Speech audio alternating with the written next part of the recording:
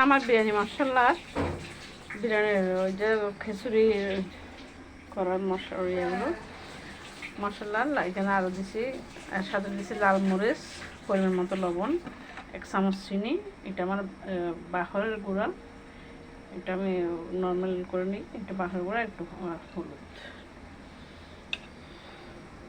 এখন আমি ওইদিকে আবার পানি গরমে দিছি, এদিকে আমার বেশিক্ষণ লাগবে না, অল্প কিছুক্ষণ মধ্যে কিন্তু আমার রান্না হয়ে যায়। কারণ আমি দুদিকে চালাতে থাকি, একদিকে গরম পানি হবে আর একদিকে আমার ওই যে মশলাগুলো দেখেছি এগুলো আমার প্রায় কষে গেছে। এখন আমি এগুলো দিয়ে দেবো, কারণ এগুলো একটু পাউডার মশলা, যার কারণে এগুলো আমি পরে দিচ্ছি। এগুলো আমি এখন ঢেলে দেবো।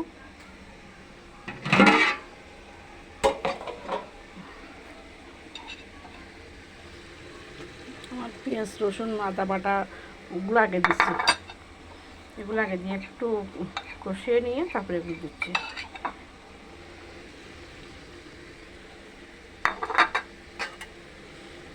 আমার আবার বেশি বিরিয়ানি, খিচুড়ি এগুলো বেশি চলে আমার ফ্যামিলিতে।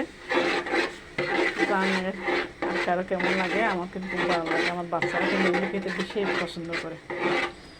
একটু এদিকে এদিক খোলে বিরিয়ানি, একটু এদিকে এদিক খোলে বিরিয়ানি। আমরা বাইরে ঘুরতে যাই না কম, বাইরে ঘুরতে যাই কম, কিন্তু বাসায় আনন্দ করে বেশি করে, বেশি আনন্দ করে চলে আর কি। ও আমার এখানে আবার সেখানে হালকা অল্প আলু সাইজ করে নিয়েছি, সাইজ করে নিয়েছি। আলু কিছু দিলে আমার ভালো লাগে একটু।